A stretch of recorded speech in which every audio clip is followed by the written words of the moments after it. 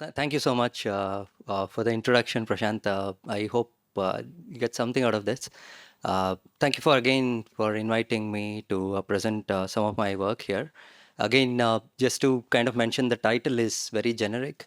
That's intentional, but then a lot of work that I'm going to describe here is going to be uh, inspired or kind of biased towards my work a little bit more, because mainly because the field is so vast, and then I have worked only on a part of it. I'm not aware of the entire field. Yeah. So with that disclaimer, yeah. So I just want to kind of start with a quick show of hands, just to kind of read the room a little bit. So how many of you are trained in music? This should not be a question, but then just a show of hands. Yeah, it's almost everyone. So that's good. And how many of you are trained in Indian art or folk music? Art music is Carnatic classical, Hindustani classical, or folk, any of the folk musics of India. Okay, so it's quite a good number. And how many of you are trained in Eurogenetic, or as it's popularly called, Western music? Okay, thank you. Yeah, and electronic music, how many of you play electronic music? Very enthusiastic show of hands here. Yeah, thank you. Thank you. That's good. So, I mean, that just is a broad spectrum. And then, so when we kind of go on then try to answer what Indian music is, it's not clear because India is so diverse. Let's try and kind of address some issues. And how many of you are avid music listeners at least? Yeah, that should be everyone in the room, actually. Yeah, okay. And how many of you understand signal processing and or machine learning thoroughly, I would say? Yeah. I mean, okay, exposed, that's fine. Thoroughly, I think. Yeah. Okay. Okay. All right. Yeah, this is just to kind of understand what depth I should go into. Yeah, perfect. Thank you so much.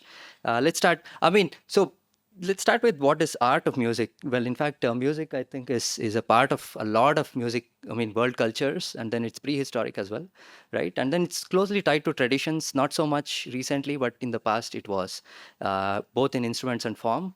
And they also say it's one of the uniquely human creations, in addition to, say, language. Language also exists in other species of the world, but music not so much. And music has independently developed universals in different parts of the world that were completely disjoint and disconnected.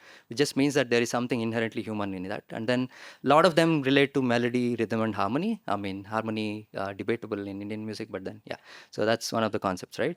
And when I say Indian music here, I kind of encompass everything that currently exists in India, which could be art music, Carnatic and Hindustani. Predominantly, there are others, of course, and then folk and film music. So this is hard to define, very hard to define. So I will kind of stick to some defined music traditions, just to be kind of not treading on like unknown charter territory. But then, as I think it was pointed out, both our folk and film music are also inspired from any of the existing either Eurogenetic music or in Indian art music or some folk music, right? A folk is also kind of so it's hard to kind of define and then describe. So, but let's still try to kind of understand if some of the techniques we and try to kind of apply also extend there, right? Then comes the science of music. Science of music is broadly, I think, personally, two directions. One is to systematically study the music, which kind of comes in this field of musicology and music theory. And then understanding of music, which is music perception and cognition. This is the science. What some basic questions there would be: why is music musical? Why emotions and music? How do we correlate between them? Do I need culture specific attributes to describe music versus what is universal, what is culture specific, and what is the meaning of improvisation? Where does that virtuosity in some musicians come from, whereas others? So where is that distinction coming from? Then, more familiarly for this audience, the engineering of music. This is not new. The earliest examples, any music instrument that you hold in your hand is an engineered piece of work, actually, right? So earliest examples are music instruments, piano being one of them, for example. I mean, it created a revolution for music to move across continents, and then it created a very low barrier for people to learn. Same with music scores, for example, like people could transmit music across Atlantic or something like that, which was not at all possible before sheet music, for example, came in. All of those are engineering of music, right? And last few decades, I think I would say uh, engineering of music was mainly supporting the music industry, kind of with MIDI, synthesizers, samplers, recording, and playback technologies being built. And more recently, when I say more recently, is the last 2, 3 decades maybe, it's this interdisciplinary MIR, as it's called. What do we do there? Mainly, we develop tools and applications for representation, understanding, analysis, synthesis. If I want to give you some examples, I think all of you are familiar with these examples. That's the piano. This is Hatsune Miku, so who is a Japanese icon who kind of sings synthesize music.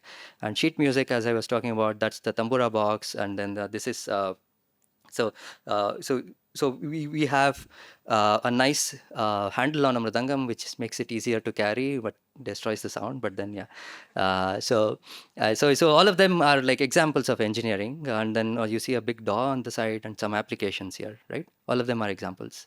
So what do I kind of say when I say music technology here? This is a very long definition. I'll take parts of it and then so that we understand it. So as engineers, we are worried about building tools and technologies. That's our basic work. Why are we doing that? For the functions of playback, consume, analyze, understand, appreciate, store, archive. So these are functions, and then that's what I call as music informatics. And then there is also this other functions like learn, teach, compose, analyze, understand, appreciate. So that's a part of computational musicology. Musicology in general, and since engineers get involved, they want to add a prefix to that and then call it computational. Right. So what's MIR? MIR for me is a very interdisciplinary field with so many different inputs coming in from so many practitioners. So that's why if you want to study MIR, we need to kind of bring in several people together who speak different language together to kind of work together. Right. So computational musicology, before just this slide, just to give you an understanding, it's a scholarly analysis of music. It's multidisciplinary, but again, bringing in data into foray, and then bringing in tools that engineers use to kind of learn these facets of music and perspectives. How would you? So we can learn music. We can do musicology from a historical perspective, cultural or cognitive, right? And then basically the underlying core part is we use computational tools for musicology. That's the idea, right? And then I mean when we want to make it data driven, then it becomes more of music corpora level statistical analysis. So I have a huge corpus of recordings.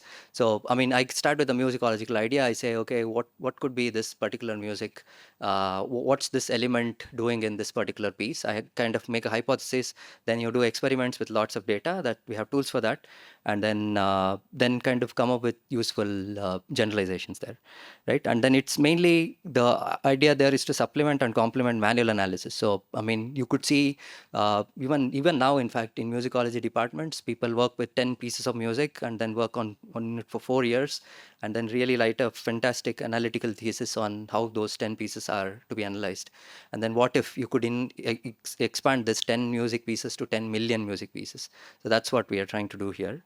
Scale to large corpora, generalize, and then verify common knowledge. Somebody will say, this particular music is very harsh for my ear. So what makes it harsh, and at the level of human population, right? Or kind of derive additional insights into music, right? So what opportunities do exist in the field right now? So we live in a multicultural world. So in fact, each music exists. It's its own socio-cultural context. So using that is an important opportunity as well as a challenge. We have lots of data, but everything is copyrighted in the music industry. So that's why I can't even play some music pieces here. But then so they are unlabeled and suboptimally organized. So that's the main issue here. So copyrighted music, unlabeled, suboptimally organized. So that's like a clear opportunity there. And there is subjectivity in general, which is a hallmark of music. In fact, it's necessary. It's there in creation, consumption, and analysis. So there is also subjectivity in consumption, which we don't think about, and analysis, right? I mean, the people don't agree on the concepts being exactly the same, and then they do not agree on a particular music piece being a particular way, all of those. And so that's where we need to define music similarity. What does similar mean in that kind of a subjective world, right? And it's interdisciplinary, which means we need to involve the community as we want, and then different people speak different languages. So I mean, language in the sense of terminology, everything changes. So in that context, what we started to try out to build was to build culture-aware technologies. That's where Comp Music project comes in. So which was to build culture-aware music information research tools, wherein the idea was to bring music knowledge into methods that we build, music concepts into engineering formulations, convert them, and then involve music communities. These were the three main tenets of the music. And we studied these 5 music cultures at that time.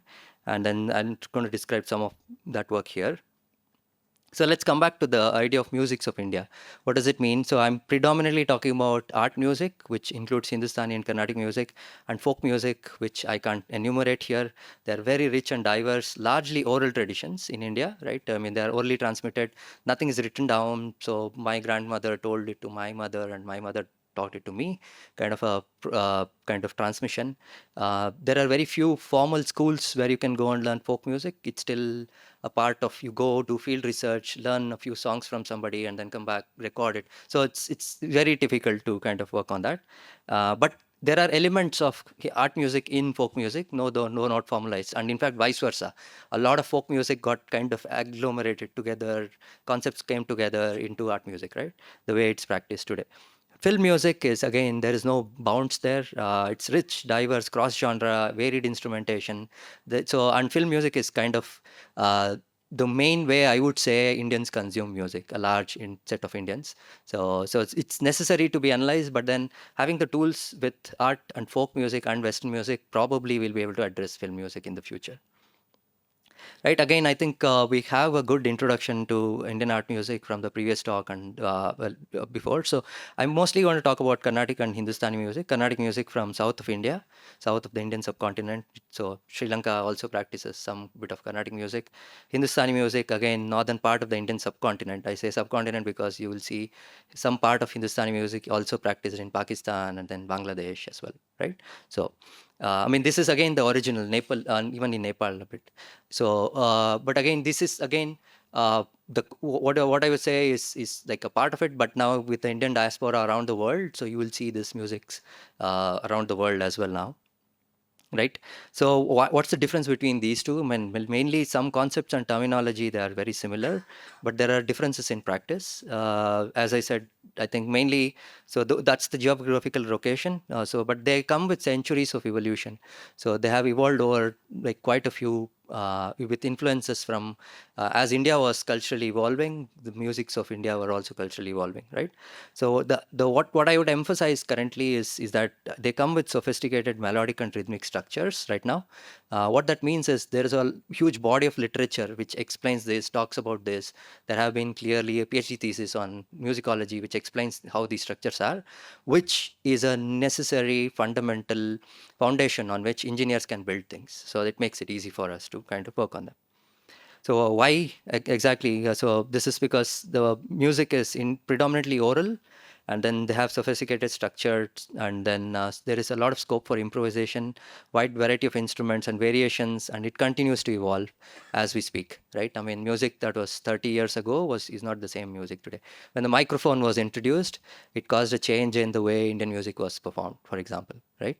So now the vocalist did not have to shout at the top of their voice and beat the mridangam in their sound. So it kind of made it so much more easier for them. So that kind of changed the music a little bit. So it continues to evolve with technology and everything, right? And in terms of community, it has a large dedicated audience, which is good, and at the same time significant musicological literature. So we can borrow from literature, build tools, give it to an audience that will consume them. So that's essentially means that we can do something that is meaningful and contribute back. But they come with unique challenges, of course, right? So I would just like to emphasize on one big challenge where I think most of my work has gone into.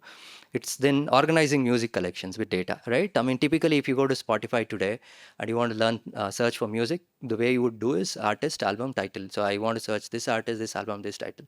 And the music is also organized in that way. But that's not really how we consume Indian art music as well. Like the way we consume is something like that. Can you play? I want to kind of remember, do you remember that little slow kriti in Mohan Raga and Mishra Chaptala that the teacher taught us that day, right? That's how we want to kind of search. So what we want to do is search with these, and then some examples could be I have highlighted some keywords in red, which is necessary for us to do this search. So Tintal Bandish, for example, and other things. So this is largely editorial metadata, right? So you could say a particular song, you can go to the musicians and then say what is the form of this music, what's the raga, what's the tala, they'll tell you, and then you just write it down, publish it as a part of the song, and then you can search with that, right? So that's editorial metadata.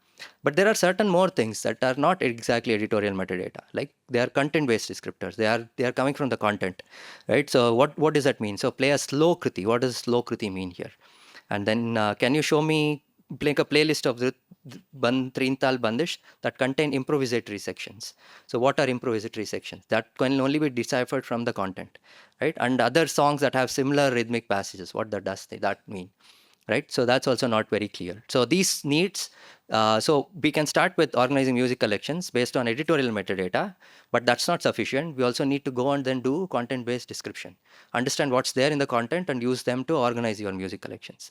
So at the end, we want to get to a situation which kind of is like enriched interaction with music. That's what we want to do, wherein we kind of want to kind of organize music and discover music through editorial metadata as well as content-based descriptors and with large collections. So we have large collections which can be enriched with these, and then we can group them based on similarity measures, which are based on content essentially.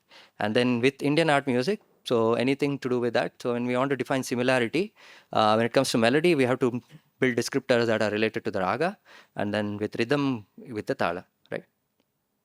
So, and at the same time, we want to build what is necessary for the community, involving musicians, music students, musicologists, his listeners, engineers, scientists, technologies, essentially all of them, music producers, record labels, as well as address the subjectivity that is like the elephant in the room, right?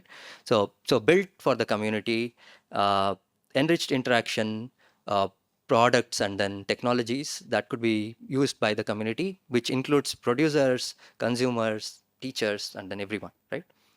And additionally, this is a pet problem for me, which is to make the code open source and then data easily accessible. So that kind of builds the community and then moves it forward, right?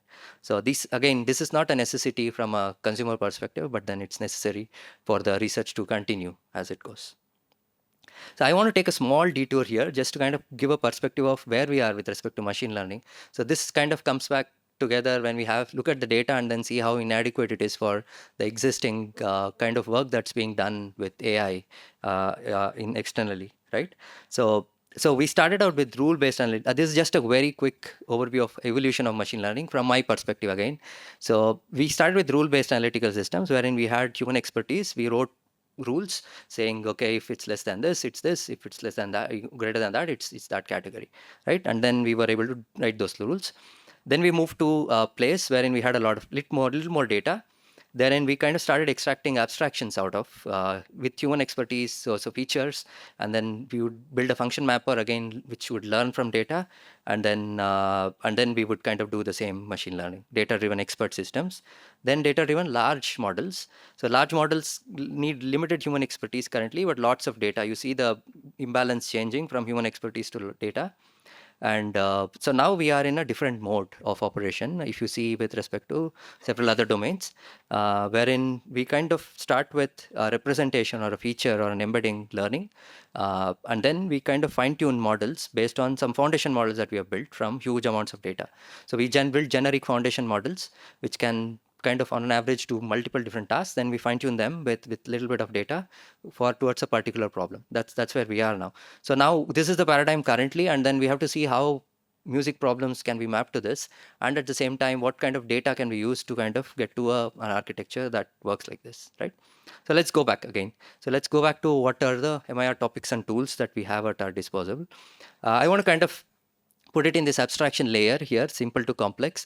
Simple not from a technological perspective or it's easy to do, but more from music understanding and what musicians would think is this is like trivial versus this is more subjective, right? I'll start with onset and pitch, for example. Those are objectively defined, could be objectively defined. Then comes meter and melody. So meter builds on onsets, melody builds on pitch, and then segmentation problems, which is to kind of understand problems and then patterns. And then once we segment, we can build out patterns out of those segments, and then finally define similarity based on that, right? So this is like different levels of abstraction that we could do. I'll give you basic examples of each of them as we go. I'll not be able to cover all the problems here, but then just a sampling of several problems in each of them.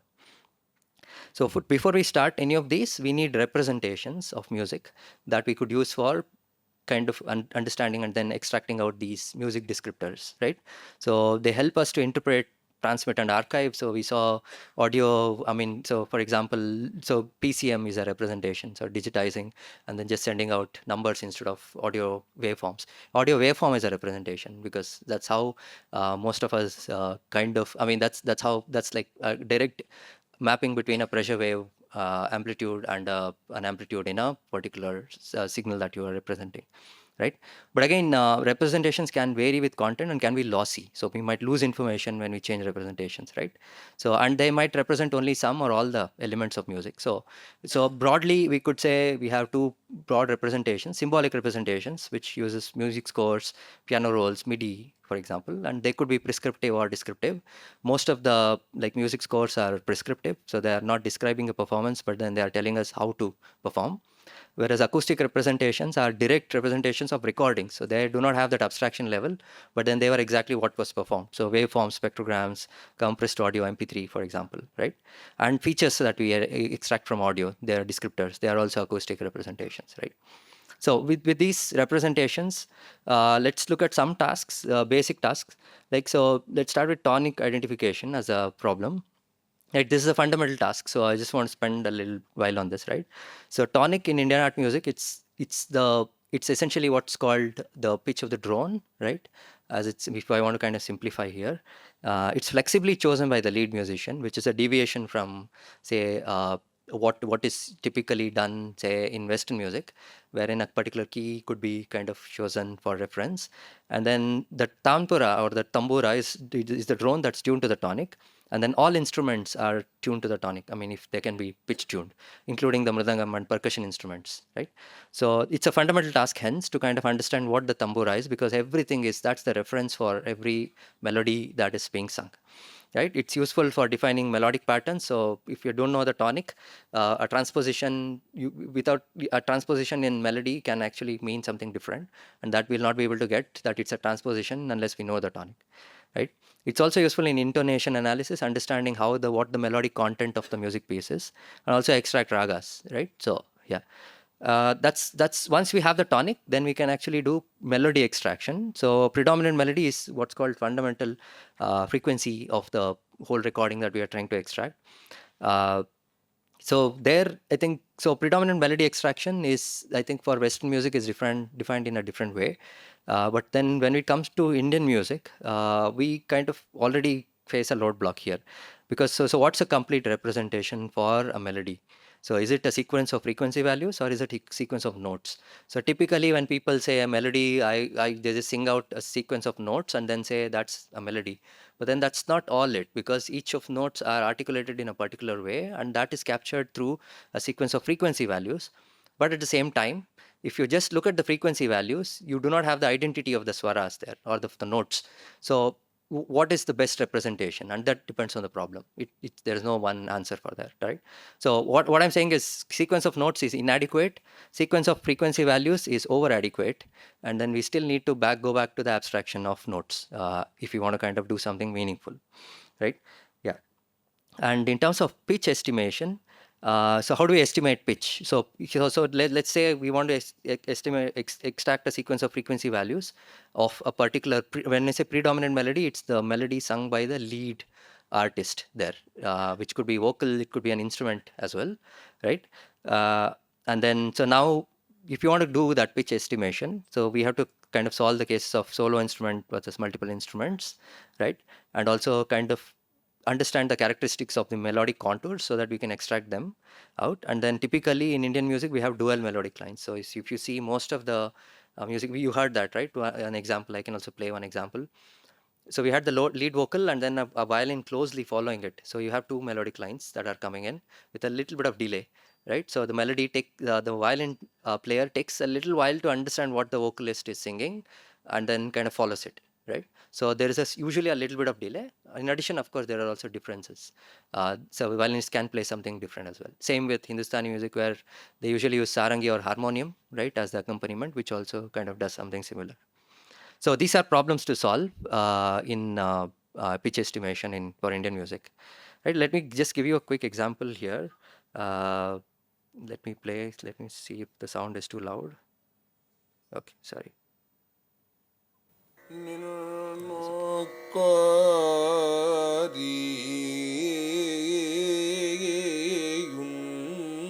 Let me pause here. So this is a monophonic. So there is no violin playing here. It's a simple example because I wanted it to work.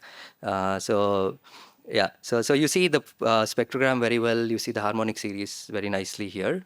And then now you want to extract the melody. This is how it sounds. I've just sonified it with a set of sinusoids.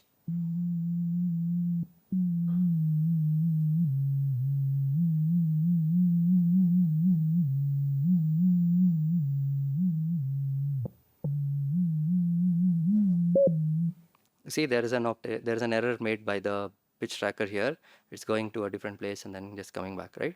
So this is what we want to extract. So one from this contours, now I can actually extract out patterns, and then we can do several things. Let's start with pitch histogram. So now I extracted this contour. I've simplified it for the sake of here. So I have 3 different notes, and then I have that's how the progression of the melody is going. And then if I just average it out, right, and plot a histogram, this is how it's going to look like. So it just means that it stayed in Ray for 2 seconds, whereas in Sa and then Ga stayed for about a second, right? So this is an important content wherein like we can clearly say how much each swara is being sung, and then it kind of gives us a lot of information. If you do this averaging over several different recordings, this is what you see. So you see something like this, wherein you have all of these notes, and then you see some kind of a distribution of each of these notes, and then this is what is called an intonation curve. It tells me a lot about. So there was this comment made that there are a lot of microtones which come in the form of gamakas, right, in Carnatic music or even in Hindustani music. There's not a very easy way to model them, and then this is like compressing all of them and then saying if you see a peak to be wider, it just means that there is a lot of meandering around that note, and then it just means that there is a lot of oscillations around that note, and then so you can characterize this curve and then understand a little bit of raga characteristics. In fact, this pitch histogram is used quite often for recognizing ragas as well. So now let's move on to melodic motifs. So with this, I can also look at patterns, which are sequences of these melodies, right? So short segments of melody, sequence of notes, pitch contours. So both of them are melodic motifs, and there are characteristic melodic phrases. If you are trained in Carnatic or Hindustani music, you'll know that a particular raga has a characteristic melody. As soon as you hear the name of the raga, you know that's the melody. If you hear that and then say, okay, this is this, it gives a raga identity, right? So those are characteristic melodic phrases. They are quite repeated within and across music pieces, even in an alap or even in an improvisatory section. You want to bring the flavor of the raga, so you kind of sing that often and often. So like what we want to do is something like that. So I'll just play an example. So this is work of a colleague, Sankalp Gulati, so wherein he kind of pulled together patterns from a huge corpus of recordings, put them together based on similarity, and then this is how they sound out. So each of those clusters that you see there, they are similar melodies. I've picked one cluster. I'll just play a few examples from that.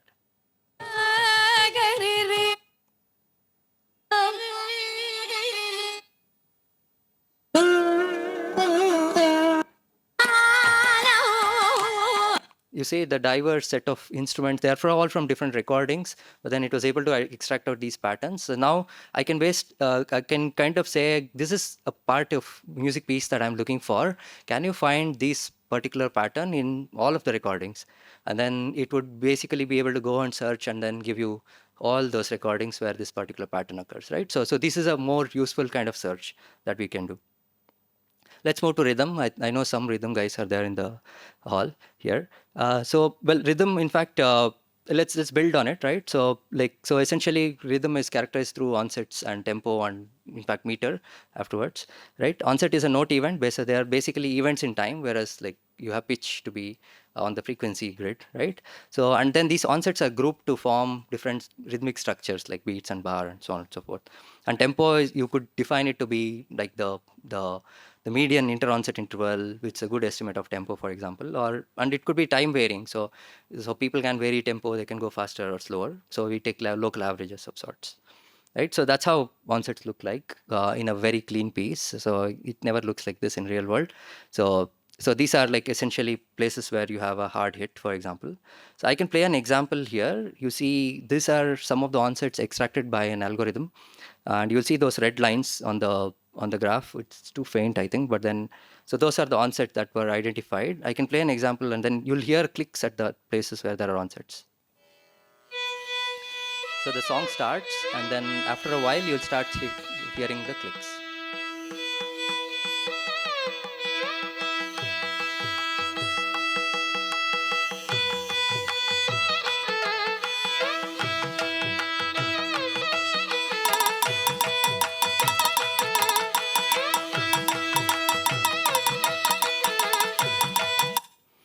So you could hear those clicks. So they are the onset as detected by the algorithms. This is one of the onset detection algorithms.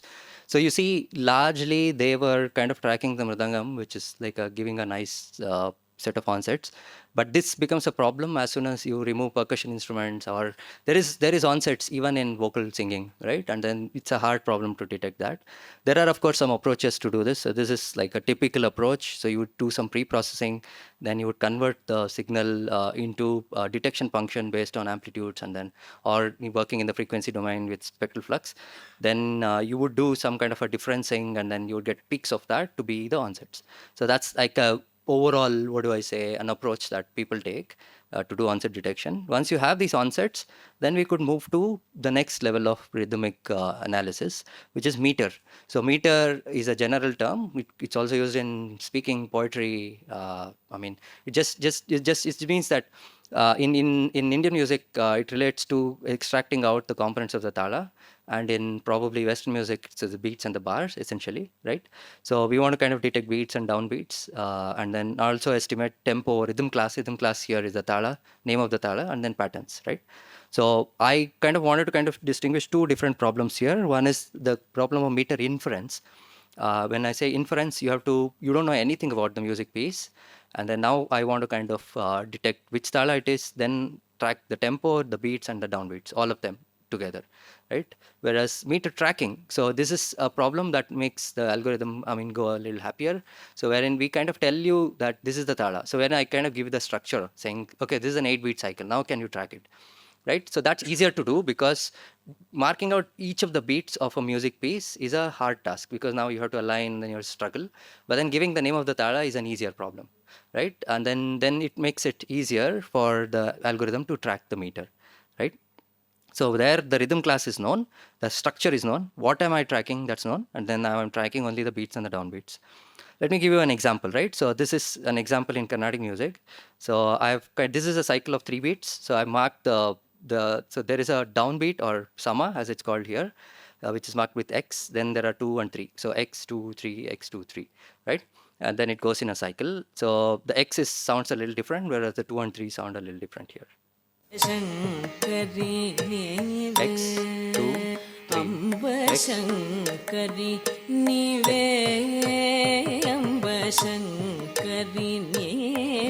So this is, I think most of you followed this, right? So let's take this example, which is again a cycle of 12 beats here in Hindustani music.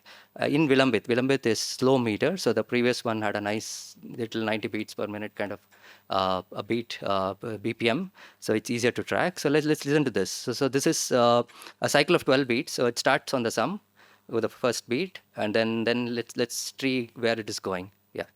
Let's see if you can track this, right?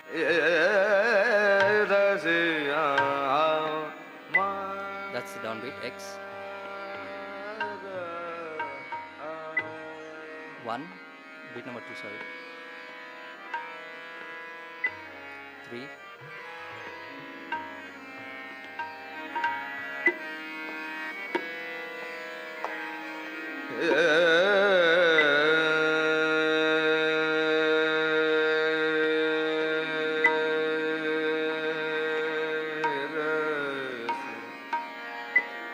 Which beat are we on? 6? You were counting. Okay, good. No, I mean, you see, so there is a concept called working memory. I think in general applies in cognitive. I'm not an expert, but then so anything that's longer than so the beat period here is about 5 to 6 seconds, and then the cycle itself is about a minute long, and then that's not actually a cycle that could fit in your working memory. So you can't track it as a cycle, but then as events that are happening slowly, right? So it's so compared to the previous piece, this is a much harder. This is not a solved problem. So I miserably failed solving this problem. So if people are interested, solving Vilambit Tala tracking is a open problem for you. So you see now you see the wide variety in Indian music, right? So you have cycles which are 3 seconds long to 60 seconds long, and then now how do you track the beats of this long cycle? Wherein the structure, if you just play this to somebody who doesn't know Hindustani music, they'll not be able to track this. I mean, they can still, if you give them the structure and then if they handhold them, they'll be able to do it. But it's a hard task, right? So now with that, we have extracted out the metrical structure.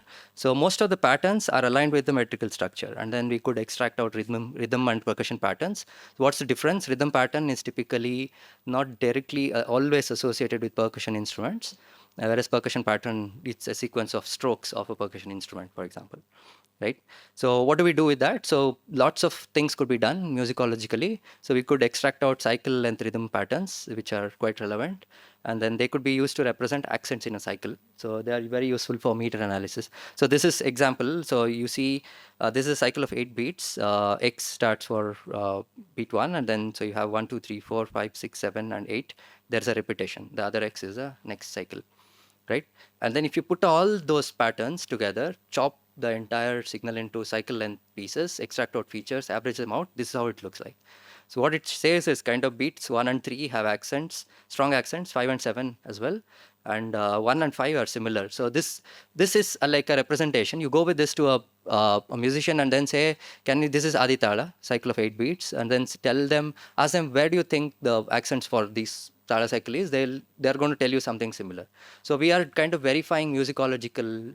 So we are trying to find evidence for some musicological concepts that are like common knowledge. They'll say, okay, I want to emphasize on half of the cycle and then the seventh beat. Whereas, can you verify that with some data? So this is what could be an example, right? So then once you have these, then you kind of go supra a little and then kind of say, if I have the whole concert, can I segment it into smaller pieces? The most logical one would be, in most of the way we consume Indian music is through concerts. Not so much for Hindustani music, but more for Carnatic music. So you go to a concert, they play 12, 13 music pieces, each of them in a different tala and a raga, and then you come back and then, yeah. So that's how you consume music. Now, can you segment this automatically into pieces? And then there are ways to do that. And then within a percussion or within a kriti, which is a piece of music, so can you different segment out sections? Right, each section will have multiple tala cycles, multiple patterns, and then everything together. Now everything is coming together in a concert. Can I segment it first, then can I annotate it with rhythmic cycles, for example? Then can I identify melodic patterns? Can I identify the tonic, the onsets, the tempo, and then kind of present that music piece with this enriched information for you to consume?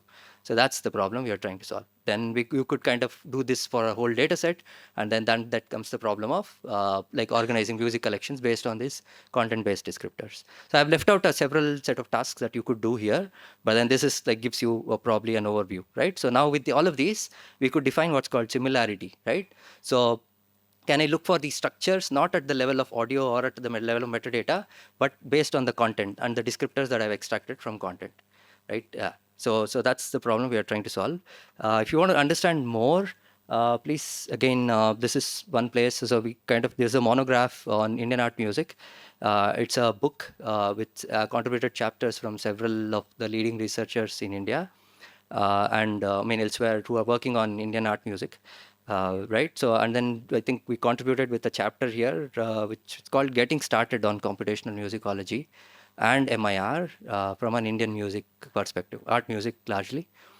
This talks about different tasks that we could take up. What are some important, immediate approaches, right? The problem is always the trade-off between, okay, I have to start something new. Where do I start from, right? And then can we borrow, or it's not really borrow, can we understand what has been done in the state of the art and how does it actually apply to when I apply to Indian art music? So we don't know that. So it's like baselining whatever we are doing. And then we can, of course, build on top of it. And the same thing is with data. So what data exists already, can we use some of it for building our systems, right? And then as we do that, we kind of can build newer methods after we baseline ourselves against the state of that, right? So this chapter kind of talks about some of those elements. So please, if you find, I can share it, or it's on Google Play. It's a book, so it could be a good read to start with. One thing that I think I think we haven't touched upon. So we kind of looked at source separation, for example, right, as a problem. Source separation is a very tough problem because of all the problems that were mentioned, right?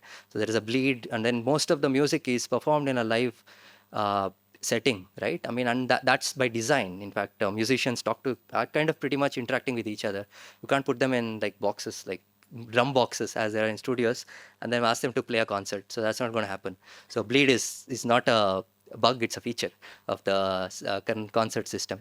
right? So what do you do in such a case? And then, I mean, source separation has been, I think even my PhD supervisor used to say it's not a problem we should work on because it's very hard to solve. But then I think now we see a lot of progress in that with splitter and demux and then very fantastic advances that it's recently solvable. I mean, solvable in the sense of we can at least try to solve it, right? The other problem that I think keeps coming up once in a while, it started from the legacy of C.V. Raman, uh, is to actually kind of design and development of electronic Indian music instruments. And at the same time, which is kind of a corollary to that, is the analysis of Indian music instruments and modeling of them, right? So today, in fact, if you go and then ask for you want to buy a veena, you go to a shop and then say, I want a veena. There is no standard veena. So they will ask you, whom do you want it from? So which is the name of the artisan essentially, or the person who is making the Venas, or a set of people, right? So that knowledge is very, very tribal these days. When I say tribal in the sense of known only to a set of people, and then it's transmitted orally, and then there is loss of information in transmission. So standardization here kind of is about kind of documenting best practices, or understanding what are the characteristics of the instrument that I'm looking for, and then what's the impact of changing this part of the wood, this particular wax, and then this particular material on the final sound of the instrument, right? So what makes a good violin and a bad violin? That's there is a lot of study to kind of say why is it that some companies make the best pianos versus some others are kind of not, right? So that analysis hasn't been done for Indian music. And then, so that kind of what it makes is there is a limited throughput for our artisans as well. So they can only make certain number of Venas or a certain number of Mridangams as their kind of manufacturing process. And then if you make them efficient, we can get good instruments out to everyone. At the same time, we can also kind of say this is a standard, or a good Mridangam should sound like this, and then this is the process to do that. And then that it does it's and it's a part of our heritage, right, to understand how things are. What if, like, say 2 generations later we don't know how to make a mridangam? So then we are at loss, right? So this is an useful problem. In fact, G Rajnarayan, the author of this particular chapter, runs in fact he's a very senior electronic music instrument manufacturer in India called Radel. So he's the founder there. And then he talks about building the Tanpura, for example, electronic Tanpura, which used to be, I mean, people used to carry the Tanpura before 2 decades ago. Now you don't see that. You see a small box which does really well. So that's like an innovation, right? So he talks about that. And then, so if you want to take up modeling instruments, again, there's a lot of scope there to build on things. So I just want to kind of wrap up by giving some resources that exist for different MIR tasks. Just to kind of quickly introduce, so building data sets itself is a research problem. In fact, it is essential for data-driven MIR. It's a research problem as well. So we need to involve the communities that we're eventually going to consume. I'm just kind of, again, copied from the previous slide. What's the community here, right? So what exactly are we trying to build? So we have a real world, right? And then we build a research corpus, which is a subset of that real world, which can be used for multiple set of problems. And out of that, we build test data sets. These are data sets that are useful for specific tasks. So to give you an example, there is Carnatic music out there in the real world.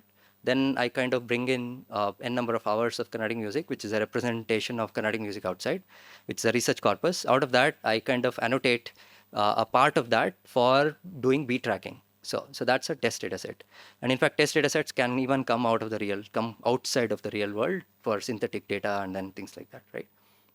So, and then just to kind of see how do we build data sets? I mean, I think we need data sets. How do we build them?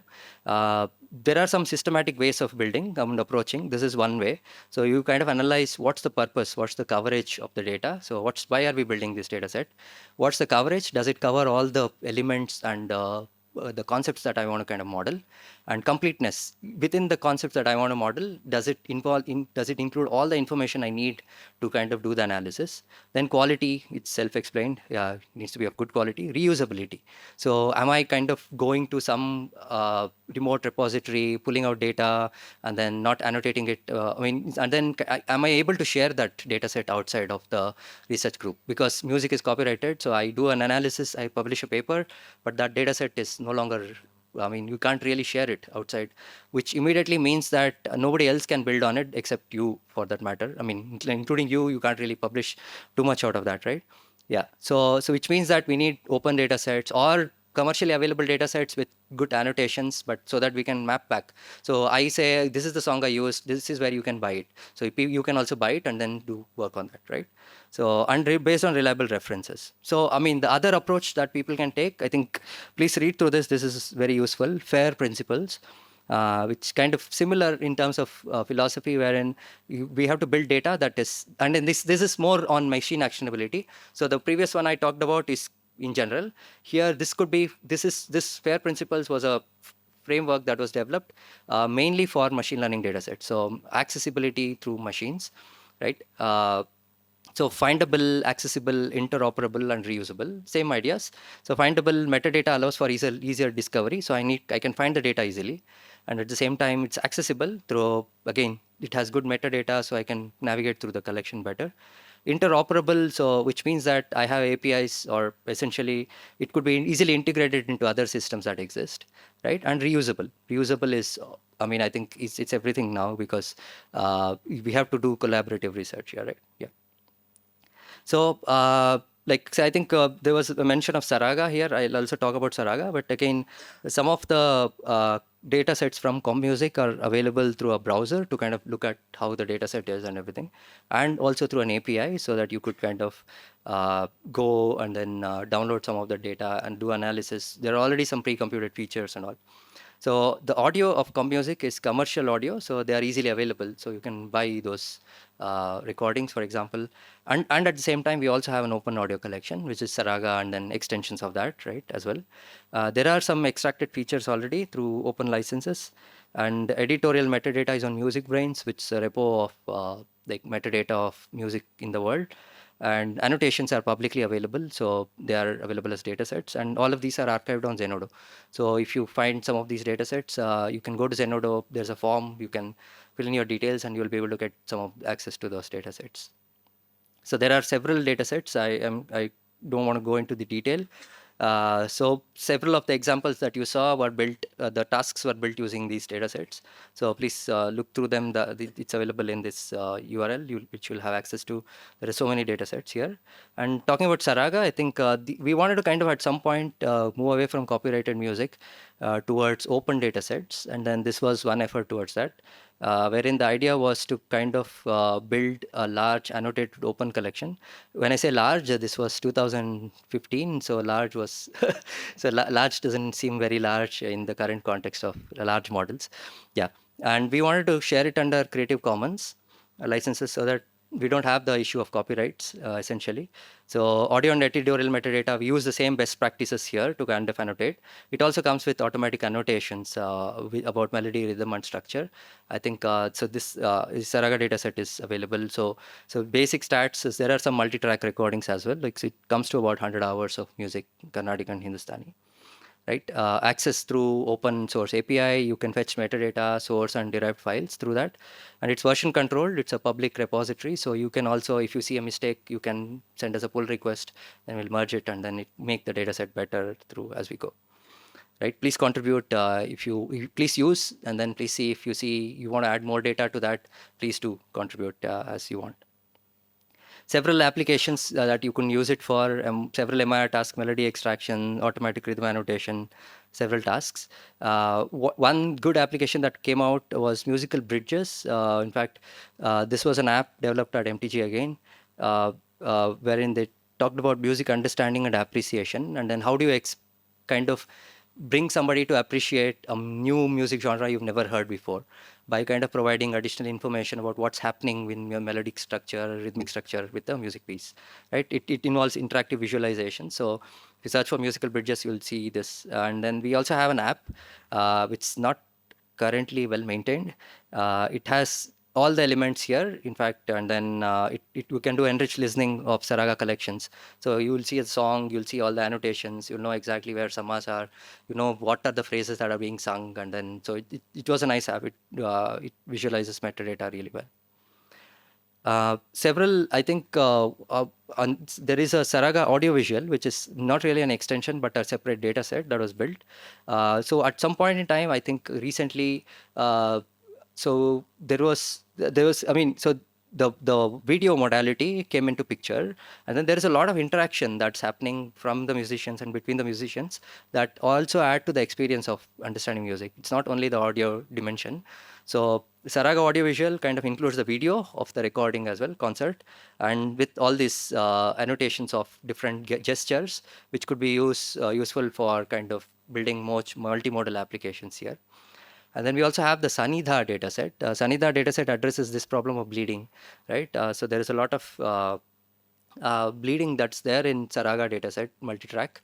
Again, as I said, it's a feature, but then doesn't mean it's a good feature. So it's hard to kind of build anything for source separation with bleeds already in place in ground truth, right? So this talks about studio quality multi-track recordings with minimal or no bleed, because they actually put musicians in boxes and then recorded this. They had video of the other musicians, so they could still interact in some way, but then they were kind of very isolated. And these are HT videos plus audio, which has very less bleed. Right. Just to kind of wrap up with opportunities that exist in India, these are some of the institutions that are working on music. We should see more institutions. We are seeing more institutions now. I see more institutions that are coming in working on MIR in India, right? And industry, of course, there's a lot of interest from the industry in music. On India, Beethoven, in fact, Siddharth runs Beethoven. And then we have Sensible, and then we have Music Muni Labs. These are like homegrown Indian startups, as well as we have all these large companies. Radel has been there for 30 years now, or even 40 years maybe. Yeah. And then there is a lot of interest. And then, so community, ISMER is International Society for Music Information Retrieval. Please, if you are interested in any activities of the society, which also includes the conferences, so please to join that list. CompMusic has a mailing list. It's not very active right now. And then if you want to understand where MIR is going, this is a good roadmap to kind of look at. It talks about, it kind of got inputs from several of the senior researchers in the world and then put together a roadmap. It's updated every few years. And then we have music tech community in India, which I think Siddharth and Albin and Manasvi, Prashant, they're doing a fantastic job with that as well. Please to join these communities to contribute. To learn, there are several examples, several books, and then there are like tutorials that are available on specifically, again, the Spark monograph is a good starting point as well. And build and contribute, please. Hack days, I think I don't need to explain to this community that hack days are fun. And then there are also hack days that happen as a part of ISMER and then several other places. Please to contribute again. This again is a MIR evaluation exchange is a place where there are like it's like a benchmarking like so portal wherein you could submit your algorithms and then ask for specific tasks and then see how they perform on unseen data. And with a lot of interest, in fact, the community, in fact, MIR includes some of the Carnatic and Hindustani music data sets for evaluation. It's a good indicator that there are music cultures that are like clearly applications with clear applications. And then currently, I think there is one opportunity I just want to briefly mention about building an application for enhanced discovery and listening of Indian art music. If you're interested, please do reach out. Where we want to work on curated collections and then go from listening to enriched listening to guided listening to discovery to interactives. So that's like the progression of. And then we want to combine audio, text, symbolic representations. So please get in touch. Yeah, I just really want to thank some of my collaborators and then mentors and guides whom I work with. So you'll see works from several of these people in what I described. Lastly, I just want to kind of leave it here to kind of say we are organizing ICASP satellite workshop. This is in Hyderabad in April. It's called Vimaga Workshop on Indian Music Analysis and Generative Applications. It's a one-day workshop, which is, I think, the papers, we had several interesting submissions, and then there are going to be several papers presented, and several experts that come to ICASP on music, they are going to kind of give us talks there. So please to join if you find the time. Yeah, thank you so much. Thanks for your time.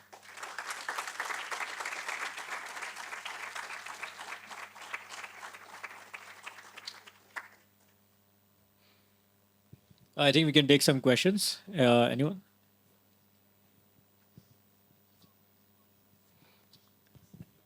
Hi. Sleep here. Do you have any comment on the impact of MIDI 2.0 on MIR in Indian art music? Uh, n- I'm not too familiar with MIDI 2.0 specifically. Haven't worked too much with symbolic music. Sorry. Yeah. But yeah. I mean, anyone else in the audience who's familiar, maybe?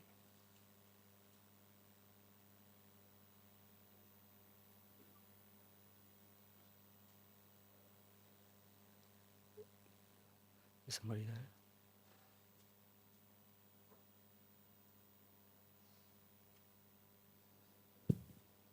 I can answer this question partially because I'm sort of started working on this myself. But with MIDI 2.0, there's this protocol called MPE, just come out. And in fact, a lot of you who are on Insta might have seen some artists, Carnatic, who are performing on an iPad using apps like GeoShred, which uses this protocol. And the advantage of this is it's more intuitive than the previous MIDI, where every note is being given its own independent control. So every note you can add a gamaka, for example. So that's going to be quite a game changer. It's being adapted right now, adopted, and even for the Western, music production software, not all of them have completely integrated it, but already people are familiar that this is a powerful protocol, and I see myself like it having a lot of applications for Indian art music because the amount of expression we put on a single note, I mean, we need a very robust sort of representation, and MIDI 2.0, especially MPE, is something you should look into. All right. Thank you. Anyone? Any other questions?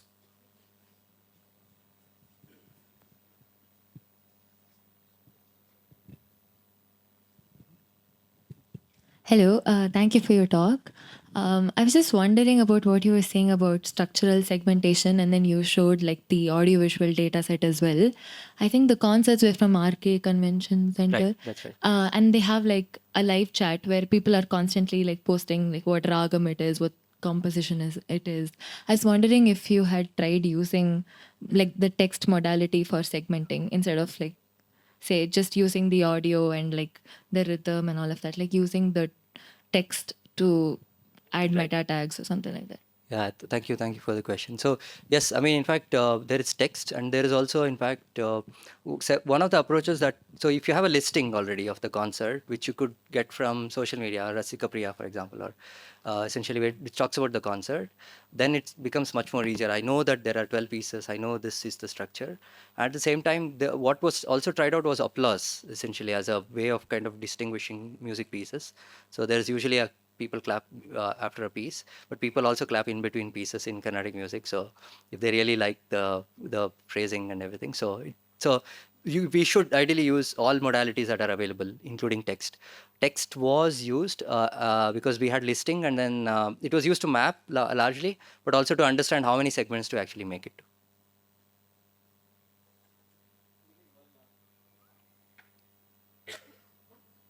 Hi, sir. It's so nice to meet you in person finally because we are working in the same domain as you. And thank you for your wonderful contribution to Indian art No, music. fine. And my question is regarding the subjectivity that we discussed about. You said, do you consider that Western music is more generative than Indian classical music due to the various aspects of folk music interference that's being performed all over India? So, is that a factor that affects subjectivity of Indian art music? Is subjectivity considered a difference between Western and Indian classical art form? And another question I want to add on the same aspect is that how do you think that forming communities and music communities is going to eliminate the subjectivity problem of music? Right. Yeah. Thank you. I mean, music is inherently subjective, and different kinds of subjectivity exists. And as you kind of, I mean, so the purpose of music is not just conveying meaning, right? I mean, so that's the purpose of language. So there is less subjectivity there. Music inherently has it, and I don't know enough to kind of comment if Western music has more subjectivity or less than Indian art music. But in terms of like influences, it's almost similar, right? I mean, even when we say Eurogenetic music, it has evolved over multiple centuries. It has influence from everywhere, and then so similar to India. India is very diverse as well, right? So the subjectivity itself comes from like a diverse set of people not agreeing on set of things. So if we have the second one, right? Second question. So if you form communities, you can at least build that discussion, and then that's how musicology grows. So certain things can be agreed upon, and then engineers can take over. I don't want to take over something that's very subjective still among musicians, right? Then I'm solving the wrong problem. Then as engineers, we can take over things that are at least largely objective and then move on, or kind of build tools that can help manage subjectivity. And subjectivity will never go away. I don't think the goal is to eliminate subjectivity. In fact, that's what keeps the music alive and then nice as well, right? I think there was one more question here. Thank you for the very informative session. My question is, you had said that there's challenge with respect to data sets not being labeled properly. Is there a particular format in which you would expect the data sets to be labeled so that for training purposes it becomes easier? Like I know that DDEX standards yeah. exist, but is that the one? No, I think I'm aware of DDEx. I think very recently we started a conversation with them about kind of having a, I mean, not for Indian music in general, but ISMER being a little more involved with DDEx so that we can establish some standards at least. But as of now, there is no standard. And then that kind of surely affects each person chooses their own way of annotating. Some of them are simple to convert, like you have some clear JSONs and then CSVs. So they're easy to manage. Whereas if you want to kind of annotate more, have more interoperable data sets, there is some bit of effort to kind of build APIs. So you could, I mean, so to kind of organize all data sets together, say in a Zenodo repository, and then have a set of recipes that can access each of those data sets.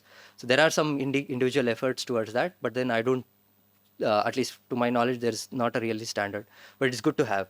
But at the same time, it also depends on what applications we are building these standards for. So if there are suitable applications that can benefit from this, why not? Surely, yeah. Any other questions? Okay, a round of applause for Ajay again. Thank you.